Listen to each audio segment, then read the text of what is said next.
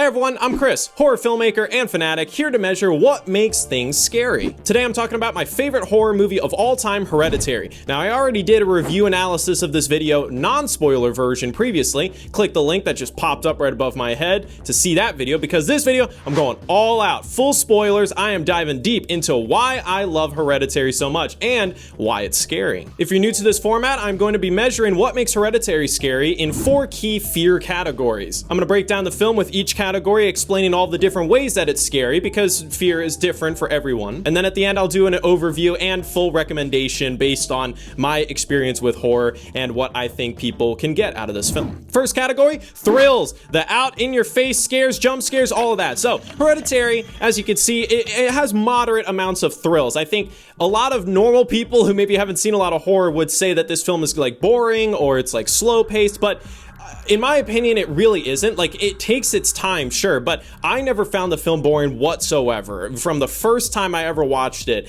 I was on edge the entire time. Now, that has nothing to do with thrills. That has to do with a different category that we'll get to. But yeah, in terms of thrills, this film doesn't have a whole lot, but when it appears, it is extremely effective. I would say the first time the film is ever thrilling necessarily is the entire car scene with Peter taking his sister who's going into anaphylactic shock. At that moment, everyone who's watching the film is on edge. Like, oh my god, oh, and it's like really fast-paced and intense. And you know, I'll get into the head scene and what happens there. But then, from then on, yes, the film is very slow-paced, and it's just like dreary and depressing. But, you know, the classic scary scenes where like a character starts noticing something's a little off. Like, wait, what was that? What was that? I think the very first time it ever happens in the film is when Annie sees her mother in the dark for a second, and then she turns on the light. That's like the first time where the film's like kind of doing those scary, creepy scenes, and then nothing happens. And the film starts ramping that up more and more.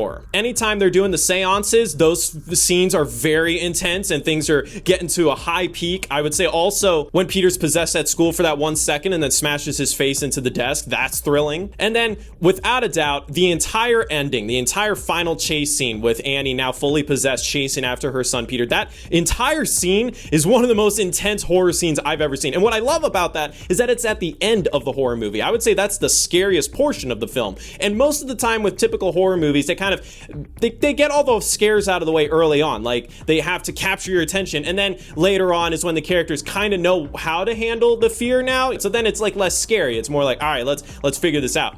Hereditary, they don't know what's going on. Sometimes Annie thinks she knows what's going on, but then she doesn't. And that's what leads to the entire final scene where she is fully possessed. And at that point, the main character's gone, basically, because she was the main character. I mean, Peter's kind of the deuteragonist in a way, and he's the one who kind of set the plot in motion. But Annie's definitely the main character that we have followed throughout the film and the one that's been trying to figure things out. And to see her just fail, and now that we, the audience, kind of figure out that by the time she fails, we realize, like, she actually caused things to get worse. She allowed Payman to get into the house, to be able to take her over. Like, she kind of accidentally brought this on her family. And the fact that now she is possessed and we're just alone with Peter. Like, Peter's alone. His dad is dead now, you know, his sister's long gone. Like, he is alone and afraid for his life. It is so scary and so terrifying. So yeah, even though the thrills are not plentiful in terms of the quantity, the quality is insane. So, some heart-pumping stuff. Definitely, I would say the main jump scare that got me, because there's a couple jump scares that are really good. Anytime they do that noise now freaks me out. But yeah, you got like the scene where Peter's grabbed by the head while he's in bed. That scene was a good little jump scare. But the main jump scare that I remember is Annie first popping out to chase him, because she starts on the ceiling and you can see her in the background, but then Peter doesn't notice. And then you hear a noise and you're like, oh, and he turns around and she's not there anymore. And you're like, wait, what? And it cuts to a wide angle. She suddenly just pops out from behind him in the darkness. That jump scare got me, and it still gets me every time I watch the movie. Yeah, that entire ending just alone, it really bumps up the thrill. So I decided to leave it kind of in the middle in terms of thrills. I think most people maybe would expect more, you know, jumps and stuff throughout the film. It definitely gets more as it goes along. But when it's happening, like, it's worth it. I promise. It is worth it to watch the movie.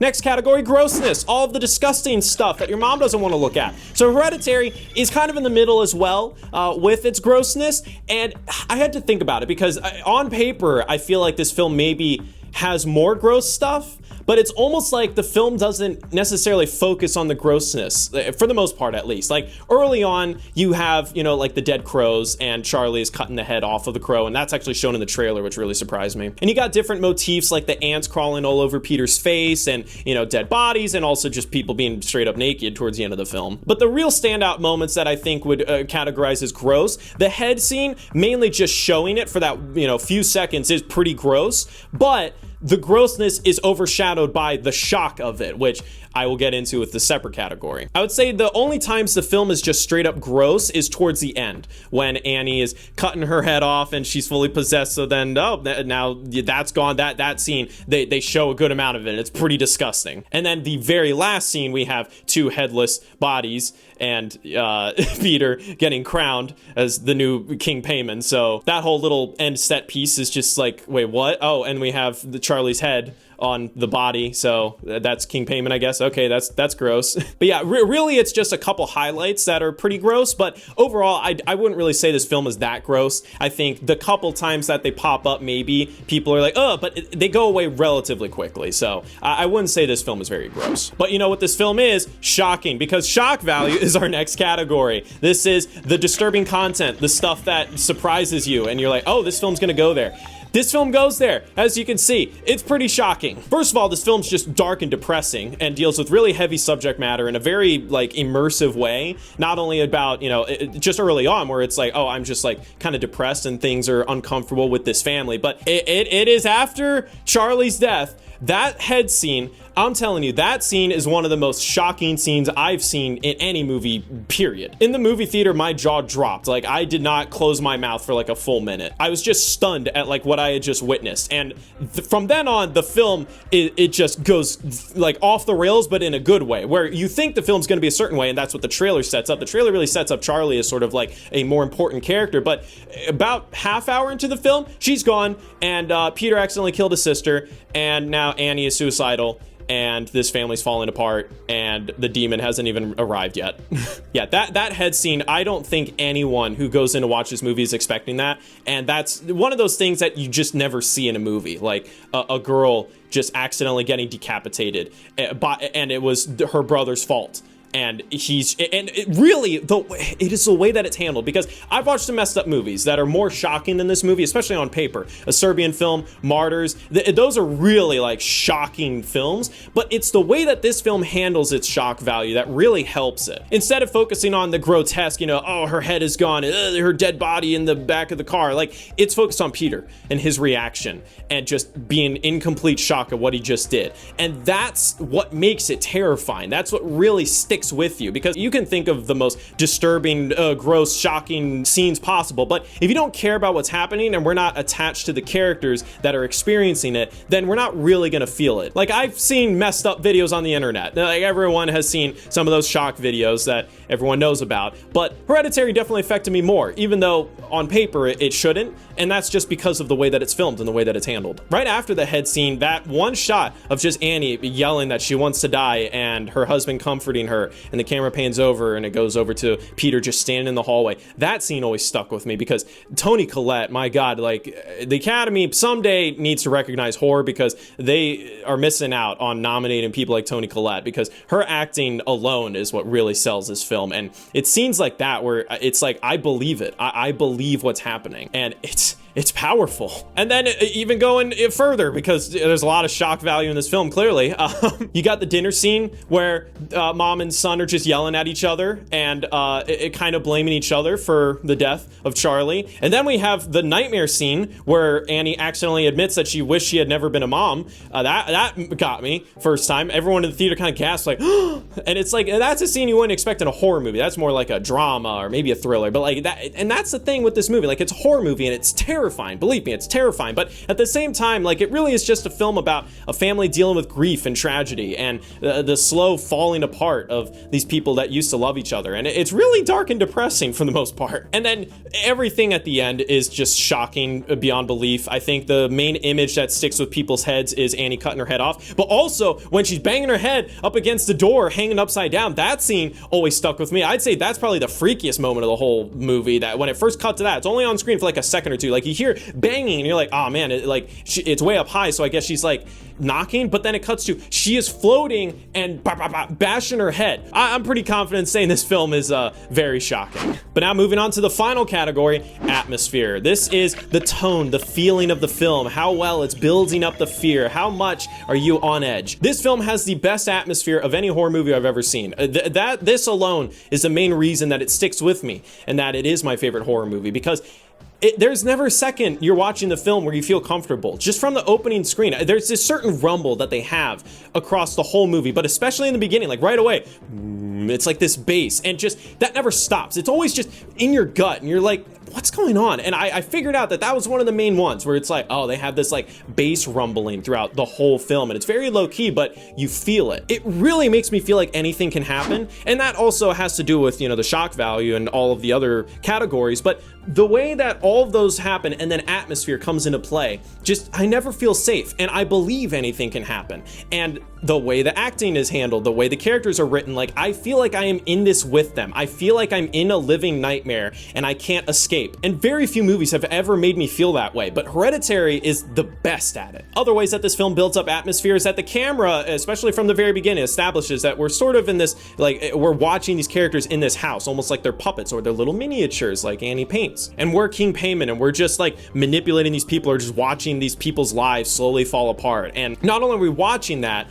and you know, that's that certain observation feel, but also just the way this film is shot, like you are both observing it, but you're also in it. And in my opinion, when you feel like you're in it is when it feels more real and you're with the characters. And this film somehow mixes both. That's probably a testament to the writing and acting as well. They feel like real people. You know, there's a lot of movies where characters are like actual real people, where they're not expressive and they don't have necessarily goals or opinions about things. It's just, oh, that was weird. But these characters are so strong that I like care about them and I want them to get out of this situation. And I would say across the categories, you know, the closest one I can say is atmosphere is responsible for that. It's really just the responsibility of just filmmaking as a whole, and writing, especially, and directing and acting. But yeah, I would just say the atmosphere of this film just sticks with you. Just, you never feel like things are gonna go okay. And there we go, that was atmosphere. So now let's check out all of the rankings, all right there, back to back. Look at that, that's a scary film.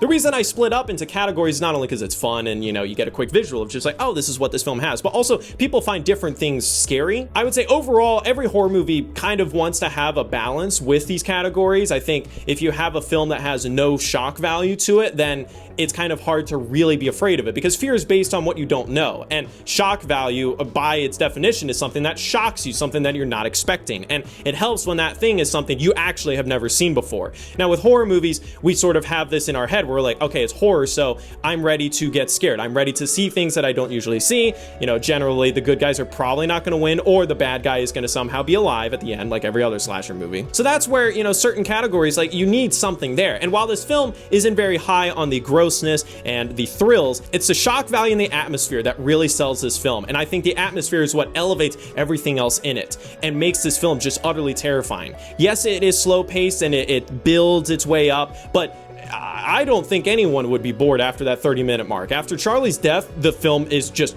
going, and it is just amazingly terrifying. Going over criticisms of the film, some people say that Alex Wolff's acting when he's crying kind of sounds fake. I disagree. I think he did a fantastic job, and I actually believe him. You know, sometimes when you're crying hysterically, it sounds ugly and kind of fake in a way. Like, I don't know, and sometimes when I cry, I kind of am like, man, I sound really weird. And Alex Wolff does that, and he does it really well. And also to say that he is bad at acting or bad at, you know, whatever, like, the car scene alone is like just amazing. So I disagree with that criticism. The other criticism is that, and I think the main reason that some people find this film boring, is that a lot of the story is kind of in the background and stuff you don't really notice. And I feel like a good amount of people might leave the film kind of going, so what was the point? Because in the end, the good guys lose, and it's just like, wait, so the demon is real? For me, at least, the film was really just about grief and trauma and what can happen to your mind when you've been through something so horrific. And so that's almost what the characters think is happening, but then by the end it's revealed, no, actually there was a demon all along, and this whole mystical cult story is real.